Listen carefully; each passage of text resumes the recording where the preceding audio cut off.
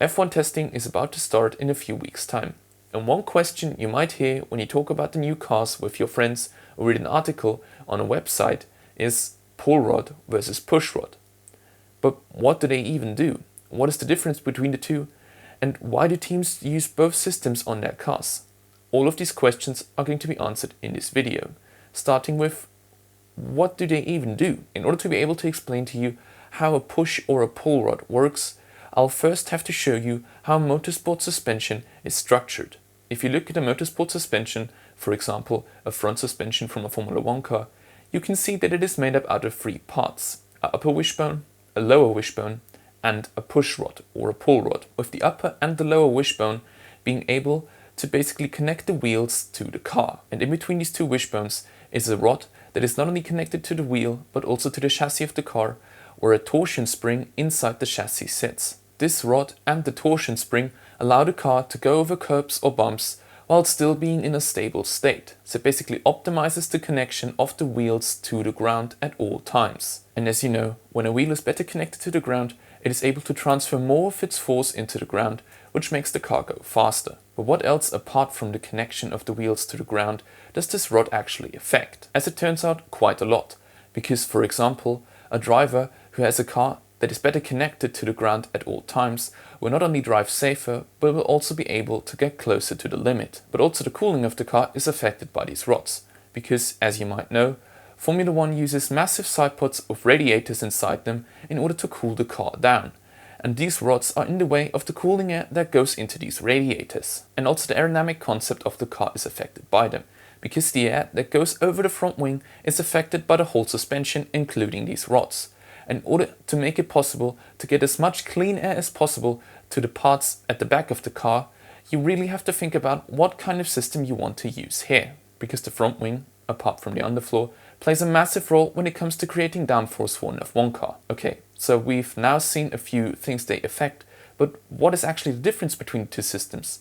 What does a pull rod do differently to a push rod? Well, here, the position of the torsion spring and the way the rod goes play a massive role when you compare these two systems. Let's start with the push rod, where the torsion spring is mounted higher inside the chassis, which means that the rod is connected from the upper part of the chassis to the lower part of the wheel, which means that when the car goes over a curb or a bump, the rod is pushed inside of the chassis. And the exact opposite of this is the pull rod, where the torsion spring is mounted lower in the chassis, which means that the pull rod is then connected from the lower part of the chassis to the upper part of the wheel, which means that when the wheel goes over a curb, the rod is being pulled out of the chassis. And by the way, in both of these systems, the rods need to be connected diagonally between the chassis and the wheel. Otherwise they wouldn't really work and wouldn't help the car at all. But which system should a team now choose? Are there any disadvantages or advantages from a system? Well, yes, but it depends on what is most important for you. For example, do you want to be able to make quick changes to them? Then you would rather want to go for a push rod, because this push rod is easier to access for the mechanics, which means that you can make changes easier and with less time effort. Or do you want to have a better weight distribution in the front of the car, for example for the setup of your driver? Because then you want to actually go for a pull rod, because the torsion spring inside the chassis is mounted lower inside of it. Or if you're comparing both systems on a financial base, you would rather want to go for a push rod system because it is just a bit cheaper than the pull rod version. As you can see, it is not easy to answer the question, and a lot of factors play into role when it comes to that decision. But although both systems have advantages and disadvantages on them, why did teams in the past start to use both push and pull rod on their cars? Well, it depends on what end of the car you're looking. For example, at the front, teams like to use a pull rod version, while at the back, they like to use a push rod version. The pull rod in the front of the car can be explained because of car handling for the driver.